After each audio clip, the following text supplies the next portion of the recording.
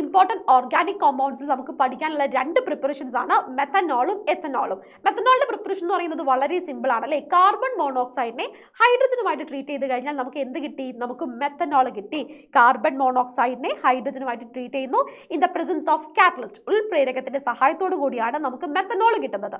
എന്നാൽ ഇതിലേറെ ഇമ്പോർട്ടൻ്റ് ആയിട്ടുള്ള ഒരു റിയാക്ഷൻ ആണ് എത്തനോളിന്റെ പ്രിപ്പറേഷൻ എന്ന് പറയുന്നത്.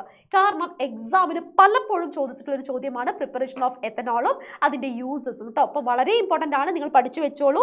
എത്തനോളിന്റെ കേസ് എടുക്കുകയാണെങ്കിൽ നമ്മൾ എന്താ ചെയ്യുന്നത്? ഡൈല്യൂട്ടഡ് മൊലേസ് ആണ് നമ്മൾ യൂസ് ചെയ്യുന്നത്. അതായത് സൂക്രോസിൽ നമ്മൾ കുറച്ച് വെള്ളം ആഡ് ചെയ്യുന്നു, എന്നിട്ട് ഇതിലേക്ക് നമ്മൾ ഈസ്റ്റ് ആഡ് ചെയ്യുന്നു. ഈസ്റ്റിനകത്ത് അടങ്ങിയിരിക്കുന്ന രണ്ട് എൻസൈമുകളാണ് ഇൻവെർട്ടേസും സൈമേസും. അതിൽ ആദ്യം ആരാണ് പ്രവർത്തിക്കുന്നത്?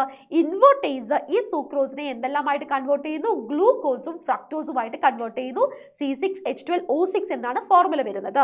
ഈ C6H12O6ലേക്ക് നമ്മുടെ രണ്ടാമത്തെ എൻസൈമായ സൈമേസ് പ്രവർത്തിച്ചിട്ടാണ് നമുക്ക് എന്ത് ലഭിക്കുന്നത്?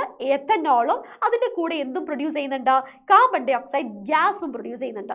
ഇത് രണ്ടും ഇമ്പോർട്ടൻ്റ് ആണ്, പഠിച്ചു വെക്കുക. അതേപോലെ തന്നെ എത്തനോയിക് ആസിഡിന്റെ പ്രിപ്പറേഷൻ നിങ്ങൾ ടെക്സ്റ്റ് ബുക്കിൽ തന്നിട്ടുണ്ട്.